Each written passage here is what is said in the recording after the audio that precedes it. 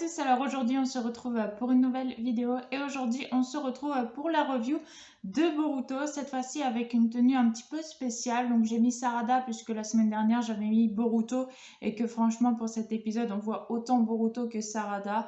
Donc voilà, j'ai mis Sarada du coup cette semaine pour vous parler des reviews de Boruto pour changer justement de la semaine dernière. Et j'ai mis également une nouvelle tenue, donc voilà, ils sont en noir bien sûr pendant l'épisode puisque c'est un épisode où ils vont rendre hommage aux personnes qui sont décédées pendant la guerre, donc forcément ils ont leur tenue de deuil. Alors j'avoue que le bonnet de Noël ça fait un peu trop joyeux pour cette vidéo, mais bon voilà, on est à Noël, on est dans les périodes de fête, donc voilà, j'avais quand même envie de mettre mon petit bonnet, mais c'est vrai que là pour le coup ça gâche un petit peu le cosplay au vu de le deuil. Noël c'est pas franchement la même chose, il y en a un que c'est très joyeux, l'autre c'est vraiment très triste.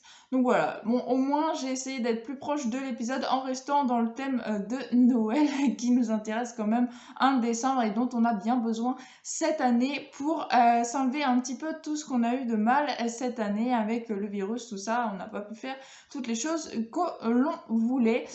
Donc voilà, j'ai mis mon bonnet de Noël malgré que j'ai fait quand même une tenue de deuil donc pour l'épisode de Boruto d'aujourd'hui. Aujourd'hui, on se retrouve pour l'épisode 178 qui s'intitule Le dos du père. Et donc, on y retrouve pour commencer la famille Nara qui est donc en train de se préparer, en train de prendre son petit déjeuner et qui d'ailleurs, pour une fois apparemment, Shikamaru est là et il prend le temps de prendre son petit déjeuner. Donc, Shikadai est vraiment très étonné de voir son père prendre le petit déjeuner parce qu'il avait totalement oublié ce que sa mère lui avait dit quelques jours auparavant, comme quoi aujourd'hui justement, c'était le jour où ils fêtaient les gens qu'ils ont perdus pendant la guerre et donc ils vont devoir tous se rendre, à peu près tous les habitants de Konoha, se rendre justement sur les tombes des ninjas et donc on y retrouve là-bas Tsunade sur toutes les personnes qui sont décédées durant cette fameuse guerre. Donc là on voit un petit peu tous les ninjas aux côtés de Tsunade qui ont combattu pendant la quatrième grande guerre. Seulement il y a un truc qui m'a choqué moi personnellement. J'ai pas fait attention, j'avoue, pour les autres personnages, mais j'ai vu pas mal de personnages qui ont combattu durant la guerre, qui sont de la promotion de Naruto, mais il n'y avait pas Hinata. Elle n'était pas avec les personnes à côté de Tsunade. Visiblement, j'avais l'impression, moi, que c'était les personnes justement qui ont combattu pendant cette guerre-là, en tout cas de la génération de Naruto. Et on n'a pas vu Hinata. Hinata, on l'a vu avec les villageois. Donc moi, je crois, j'ai l'impression, en tout cas, grâce à cette scène-là, que l'on a vraiment vu qu'Hinata ne sait plus du tout être une ninja. Elle n'est pas du tout une ninja puisqu'on y voit Ino, on y voit Tenten, on y voit Sakura, on n'y voit pas Hinata. Hinata, elle est vraiment avec les villageois, avec sa fille, avec Imawari, en tenant une photo de Neji. Donc ça, j'adore le fait qu'elle tienne une photo de Neji parce que ça, c'est très japonais. À chaque fois, les Japonais, ils perdent des membres de leur famille, ils les mettent en photo et souvent d'ailleurs chez eux, ils mettent la photo, ils mettent des petites bougies et ils les saluent à chaque fois qu'ils rentrent et à chaque fois qu'ils sortent de leur maison. Donc voilà, ça, j'avais bien aimé le fait qu'elle tienne une photo justement de Neji. Par contre, le fait qu'elle soit du côté des villageois, bon bah voilà, on a la réponse. Hinata n'est plus du tout une ninja, donc je suppose si à l'avenir il devait arriver quelque chose, elle ne serait pas appelée à combattre avec les ninjas. Donc voilà, je suis vraiment déçue de ça. Je pensais bien vraiment que Hinata était maintenant simplement une mère au foyer, quoi, mais ça fait bizarre, franchement, de voir ça aussi fait brutalement en fait. On a même d'ailleurs Temari et Karui qui sont aussi du côté des villageois, alors que bon, ils sont pas de Konoha, donc je pense que là c'est différent puisqu'on avait déjà vu Temari d'ailleurs. Alors vous allez me dire, on avait déjà vu Hinata partir à la recherche de Naruto à l'attaque de Momoshiki quand il était intervenu dans l'arène. Hinata avait couru, on l'avait pas vu intervenir, mais on l'avait vu courir pour essayer de reprendre Naruto. Mais enfin là, voilà, c'était son mari, forcément qu'elle intervient. Que s'il y a une guerre, s'il y a quelque chose qui se déclenche, par exemple, dans le futur, eh ben, elle ne pourra, je suppose, pas participer puisqu'elle n'est plus une ninja. En tout cas, c'est comme ça que je l'ai interprété. Voilà, dites-moi dans les commentaires ce que vous en avez pensé de ce petit passage-là, mais moi, c'est comme ça que je l'ai interprété. Le fait qu'on voit Temari et Karui du côté des villageois, c'est simplement parce qu'ils ne font pas partie de Konoha, mais qu'ils habitent à Konoha, mais qu'ils ne faisaient de base pas partie de Konoha. C'est pour ça que, pour moi, ils ne sont pas du côté des combattants de la même génération que Naruto, du côté de Tsunade. Donc voilà, là j'ai bien remarqué la différence entre Hinata et les autres Kunoichi d'ailleurs de Konoha. Donc voilà, un peu triste du coup pour ce petit truc-là. Enfin bref, donc après on voit bien sûr tous les personnes de la génération de Boruto cette fois-ci qui sont du côté des villageois parce que eux n'ont pas combattu pendant la guerre. Voilà, donc moi c'est comme ça que je l'interprète. Donc ensuite se passe tout un truc, tout un cheminement qui va faire que Ao qui se rend donc non pas là où tous les gens ont péri pendant la guerre, mais il se rend au cabinet de Katasuke pour demander un rendez-vous parce qu'il est venu sans rendez-vous. Mais Katasuke est en déplacement, il ne peut pas l'accueillir. Visiblement, il voulait que Katasuke essaye d'arranger ou de regarder si ses prothèses tout va bien ou s'il y a des trucs à faire, des trucs à améliorer ou des trucs à remettre, des trucs à revisser. Enfin, j'en sais rien, mais en gros pour consulter. Et sur le chemin, il croise Mugino qui d'ailleurs va parler à Ao, je ne sais pas trop qu'est-ce qu'il va lui dire, mais en tout cas, il se dirige vers Ao pour aller lui parler. Suite à ça, on se retrouve cette fois-ci encore une fois, donc là où il y a vraiment la commémoration aux morts, où on y retrouve Ino et Shikamaru qui vont vraiment être la cible de l'épisode. C'est vraiment eux, c'est Ino et Shikamaru, donc qui se rappellent les dernières paroles de leurs pères respectives, à savoir que c'est eux qui leur ont donné les consignes pour combattre et pour battre Jubi avant qu'il ne se fasse tuer. Et donc justement, on a Shikamaru qui révèle à Ino qu'il pense à chaque fois qu'il y a cette journée, il pense bien sûr à leurs pères respectifs et que lui, il a une question qui lui trotte dans la tête depuis quelques années, à savoir, est-ce que leurs parents, malgré qu'ils leur aient donné les instructions avant de décéder, est-ce que leurs parents savaient qu'ils allaient y arriver ou alors ils ont juste donné les consignes en espérant qu'ils y arrivent? Et c'est vrai que cette réponse qui reste en suspens et qui visiblement restera en suspens bien sûr toute leur vie, ça trotte dans la tête de plus en plus à Shikamaru et c'est pour ça qu'il a voulu en parler à Ino. Et on va avoir la réponse dans cet épisode puisqu'on y retrouve Ao qui se rend donc cette fois-ci en compagnie de Mugino justement sur la tombe donc de ces défunts personnes. On avait l'impression qu'il n'avait pas du tout envie d'y aller parce que d'une part je pense qu'il se sent coupable d'être le seul survivant de cette attaque-là, donc qui a tué quand même le père d'Ino, le père d'Eshikamaru. Il y avait beaucoup de monde, il y avait aussi une espèce de personnes qui recherchaient un peu, qui étaient proches un petit peu de Kakashi. Voilà, il y avait plusieurs personnes, même si on n'en a pas parlé pendant l'épisode, faut pas l'oublier. Enfin voilà, il y avait plusieurs personnes dans ce repère-là où ils donnaient les informations aux différents shinobi. Et ils sont tous morts sauf Ao qui est donc le seul survivant. Il se sentait coupable et je pense que c'est pour ça qu'il n'est pas allé sur les tombes un peu plus tôt qu'aujourd'hui en fait. Et donc là on retrouve Ao qui dépose des fleurs, qui est plutôt très content d'ailleurs de venir, d'être venu cette fois-ci, d'avoir enfin rendu hommage à ces personnes qui n'ont pas survécu, qui n'ont pas eu la chance qu'il a eu. Et donc on apprend là le flashback justement qui fait que comment Ao a survécu. Et donc Ao a survécu puisque les équipes médicales bien sûr se sont rendues sur les lieux, je suppose après la guerre ou juste après l'attaque, on ne sait pas trop, mais enfin bref, ils se sont quand même rendus sur le lieu pour voir s'il n'y avait pas des survivants et là ils ont découvert que Ao avait survécu. D'ailleurs on le voit dans une position qui rappelle énormément Obito. Obito quand il s'est fait écraser par la pierre, il avait la moitié du corps écrasé par la pierre, et ben là clairement Ao s'est fait écraser par des décombres également et il avait également la moitié du corps de tomber donc avec des espèces de morceaux de grabuge quoi, enfin d'effondrement. Et donc pareil, lui il a le bras et la jambe, donc il a tout un côté de son corps qui a été fait en prothèse, en outil scientifique. Et donc toute cette partie de son corps, ça me fait énormément penser à Obito, comme je vous le disais, lui aussi c'était la moitié de son corps qui avait été enseveli sur la roche. Donc Ao a réussi à survivre comme ça puisque les soignants l'ont retrouvé et qu'il respirait encore, donc ils l'ont bien sûr emmené à l'hôpital. Il est resté dans le coma, on ne sait pas trop combien d'années, mais plusieurs années qu'il est resté dans le coma et ensuite vraiment il avait plus le goût à vivre, il pensait qu'il aurait dû mourir avec les autres, c'était pas normal qu'il soit encore en vie et c'est à ce moment-là que Katasuke est intervenu et qui lui a redonné envie de vivre, d'espoir et donc il lui a fait des prothèses, il a réappris à marcher etc. Et c'est comme ça qu'il a eu vraiment ce déclic de se dire que plus jamais il ne serait un ninja. La guerre lui a appris qu'il y a des choses qu'ils ne peuvent pas réaliser même en étant un ninja. Donc voilà, visiblement Ao veut vivre sa vie, ces derniers instants qui lui restent, qui lui ont été possibles de vivre autrement qu'en étant un ninja. Et donc il dit tout ça à Mugino en étant en train de partir bien sûr puisqu'il vient donc de poser une fleur sur les tombes justement des défunts pendant la guerre. Et au moment de partir, on a Shikamaru qui intervient. Il intervient, il est très surpris de voir Ao et Ino également qui est à ses côtés.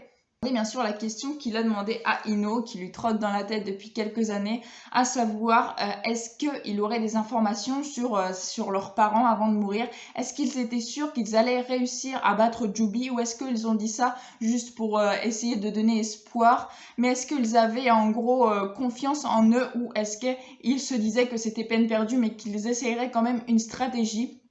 Et Ao, bien sûr, on voit un dernier flashback avec Inoijin, Inoshi et puis Shikaku, qui révèlent justement qu'ils avaient pleinement confiance en leurs enfants et qu'ils savaient qu'ils allaient y arriver. Donc Ao peut dire ça du coup à Shikamaru et à Ino, qui sont vraiment très touchés, ils sont très émus, on les voit pleurer, d'apprendre ça et très contents aussi de pouvoir voir qu'est-ce que leurs parents avaient totalement confiance en eux. Donc ils sont vraiment très contents d'apprendre ça, malgré qu'ils sont très tristes bien sûr, de pouvoir avoir plus ou moins les dernières paroles de leurs parents en leur possession grâce à Ao, et Ao qui est plutôt content de pouvoir avouer ça justement à Shikamaru et à Ino, et qui ensuite bien sûr repart à ses propres activités en laissant Ino et Shikamaru totalement ravis, je dirais. Peut-être pas parce qu'ils sont en train de pleurer, ils repensent à leurs parents qui sont décédés, mais qui sont quand même contents d'apprendre que leurs parents ont toujours cru en eux et qu'ils savaient qu'ils allaient y arriver avant de mourir. Donc voilà, un très très beau passage de fin, malgré que moi ce que j'ai pas aimé, c'est que c'était Shikamaru qui a pris l'initiative, alors que je trouve que dans l'épisode ils ont mis vraiment Shikamaru à l'œuvre, au centre, alors que Ino aussi elle l'avait tout autant à sa place, et que bon bah elle a suivi Shikamaru. C'est Shikamaru qui a quand même fait tout l'épisode, on va se l'avouer, c'est pas Ino qui a demandé telle et telle chose, c'est pas avec Ino qu'on a eu la petite phrase de fin avec son fils, que je vais vous parler tout de suite d'ailleurs. Donc on voit Ao partir, et ensuite bien sûr ils vont tous hacker à leur occupation, la journée est terminée, et on y retrouve la phrase de fin avec Shikadai qui va voir son père et qui lui dit « Papa, qu'est-ce que tu fais? Ça fait longtemps que je te cherche. » Et Shikamaru qui, lui, va demander à son fils s'il veut aller au restaurant, puisque dans l'épisode, je vous l'ai pas dit, mais les dernières paroles, visiblement, que Shikamaru a pu avoir avec Shukaku, son père, c'était qu'il n'a rien pu faire avec son fils à part de jouer au shogi, et il était vraiment très déçu de ça. Shikamaru lui avait dit que « Non, c'est pas ça, tu m'as apporté bien plus, j'ai appris bien plus en regardant ton dos », qui est quand même le titre de l'épisode, le dos du père. Et c'est pour ça que je pense qu'à la fin de l'épisode, on a vraiment Shikamaru qui veut faire autre chose avec son fils avant de mourir. Il veut faire autre chose que de jouer au shogi. Il veut vraiment s'occuper de lui. Donc c'est pour ça qu'il lui demande d'aller au restaurant, en gros, de manger quelque chose avec son fils, de prendre du temps avec son fils, comme son père n'a pas eu le temps de faire, ou n'a pas fait comme il aurait peut-être voulu faire. D'ailleurs, son père, on l'a bien vu dans le flashback qu'on a vu. Et du coup, qui veut prendre le temps avec son fils, et qui dit d'ailleurs « J'espère que toi aussi, Shikadai », sans lui dire en pensant dans sa tête, « J'espère que toi aussi, Shikadai, tu prendras le temps de me regarder de dos et que tu apprendras comme ça. » Et moi, je l'ai pas interprété comme ça parce que on voit Shikadai qui court devant Shikamaru. Alors que Shikamaru, il dit « J'espère que tu apprendras en regardant mon dos ». Donc, en disant ça, il aurait dû être derrière. Or là, Shikadai est devant. Donc, si ça se trouve, il va prendre de l'avance sur son père et non pas regarder son père, mais avancer sur son propre chemin. Et moi, c'est comme ça que je l'ai interprété. Pareil, dites-moi dans les commentaires comment vous l'avez interprété. Mais moi, voilà, je l'ai vu comme ça parce que Shikamaru, il dit ça alors que son fils, il est devant. Donc, il regarde pas son dos, là, clairement. Actuellement en tout cas, quand il dit cette phrase. Donc voilà, j'ai une petite intuition qui me dit, si ça se trouve, Shikadai, lui, il ne veut pas suivre son père, mais plutôt avancer sur sa propre voie en continu, bien sûr, hein, c'est son père, donc il va sûrement apprendre de son père, même sûrement et certainement apprendre de son père, mais tout en avançant lui-même sur sa propre voie, plutôt que de regarder le dos de son père, comme il est stipulé dans l'épisode. Et bien sûr, la fin de l'épisode, c'est quand même pour Ao. Ao qui, on le voit, il est devant un arbre avec des feuilles qui tombent, donc pas des feuilles d'automne hein, qui mettent 3 plombes à tomber, mais plutôt les feuilles d'arbres vertes qui vont très très vite dans le vent, et qu'il arrive à attraper avec vraiment une facilité, une rapidité déconcertante, avec sa main justement qui est en prothèse. Donc ça promet, ça se trouve, Ao a réussi à avoir des capacités au-delà de ce qu'il avait avant grâce aux prothèses de Katasuke. Donc ça, on verra bien sûr dans les épisodes prochains. Mais en tout cas, voilà, on intervient avec Ao. Ao qui est quand même l'un des plus gros personnages du début des scans de Boruto. Donc là, ça promet vraiment. On arrive vraiment dans la trame principale puisque le prochain épisode risque d'être très intéressant. Victor veut récupérer ce que Jigen a de plus cher, Jigen qui est quand même le chef de Kara.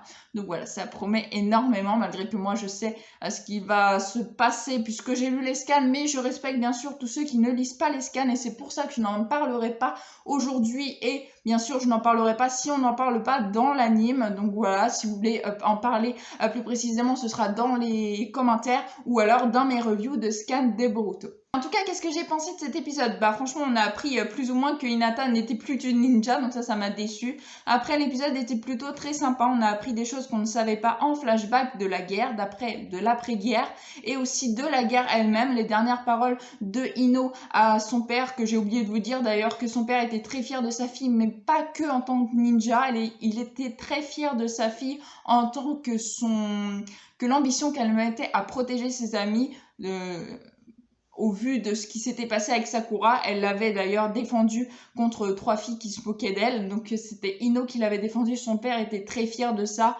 Pas d'autant plus que c'était Teen de Ninja, bien sûr. Il était très fier de sa fille aussi pour ce qu'elle donnait, à l'amitié qu'elle portait à ses autres compagnons. Et donc Shikamaru, comme je vous le disais, bien sûr, qui était très fier de lui, malgré qu'il aurait voulu passer plus de temps avec son fils, que je suppose Shikamaru va essayer d'entreprendre avec Shikadei, comme nous laisse stipuler la fin de cet épisode. Donc voilà, franchement un épisode plutôt très intéressant. Après voilà, je vous dis pas que c'était l'extase cet épisode, c'était plutôt un épisode flashback sur des événements qu'on n'avait pas.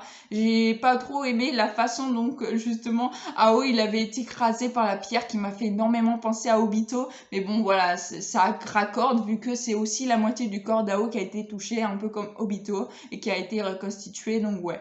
Ça colle si on va par là. Mais voilà, en tout cas très très contente, comme je l'avais dit au moment des scans, de voir qu'ils ont remis Ao, puisque Ao était un détenteur du Byakugan et que clairement Boruto est plus basé sur les Byakugan et Naruto lui était plus basé sur les Sharingan. Donc voilà, je suis vraiment contente que Ao, un porteur de Byakugan, il les fait revenir dans Boruto et qu'il les fait donc du coup pas mourir d'un Naruto et fait entre guillemets revenir à la vie dans Boruto. J'ai trouvé cette idée là vraiment très intéressante et j'ai hâte de le voir développer dans l'anime. En tout cas, c'est ainsi que je vais conclure cette petite vidéo. J'espère qu'elle vous aura plu. Si elle vous a plu, n'hésitez pas à liker, à commenter, à partager et à vous abonner, ça me ferait vraiment très très plaisir. Je vous souhaite une excellente fin de journée, portez-vous bien et moi je vous dis à la prochaine. Ciao ciao.